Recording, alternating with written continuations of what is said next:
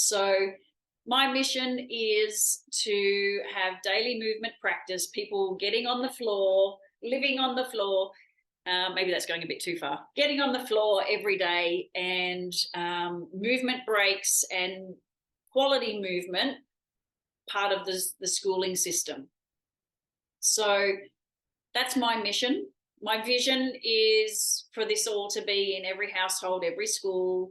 Posture Plus is that in between. If someone's injured themselves and they want to get back to their sport, back to work, back to whatever their activity is, yoga, Pilates, pole dancing, whatever it is, Posture Plus is that in between. It's learning to trust the body again. It's opening the movement really consciously, using the brain, using neurological drills, using psychosomatic drills to really unravel the tension, which for most people is usually many decades and many layers deep. But if my mission succeeds, then we won't have those layers to unravel. There'll be just incidental things. Accidents happen.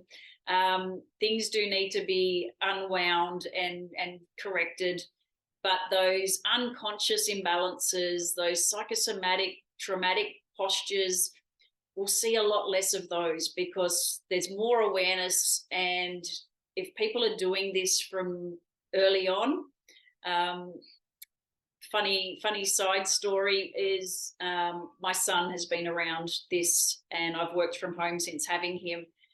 And a friend of his jumped on him one day because our place is the playhouse. We have a living room, not a lounge room. And my son went, "Oh, my spine," to which his friend just looked at him perplexed and said, "What's a spine?" And then he proceeded to explain.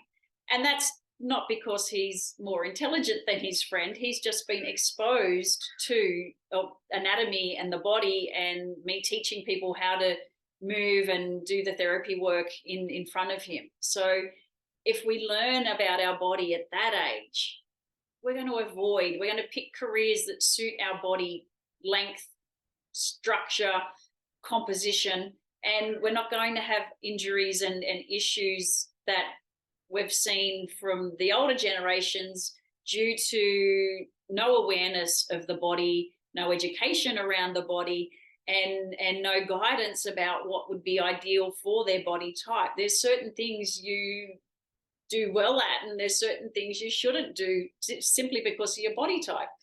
I've had people change careers after seeing me because someone who's 6'3" being a roofer is not a good idea. They're just destined for disc issues and back pain. So still in the building industry, but not a roofer. No, that was the first one that came to mind. But there's been a few. So someone who's super hypermobile will probably gravitate towards teaching yoga or gymnastics. Me. But if they don't balance that with the strength work, then there's issues that can bound from that because their body's already loose and lax. So they can demonstrate things and make it look very beautiful, which is great, aesthetically pleasing, maybe a little irritating for the participants, but they have to make sure that they balance what's easy for them and do the opposite. Same case in point, you see mostly guys in the gym to get those trophy muscles where they really should be in the yoga, Pilates classes, yin stretch classes, and the females should be in the gym doing the strength work. So, and then there's extremes to everything, but I digress. We're looking at mission, vision, and values. So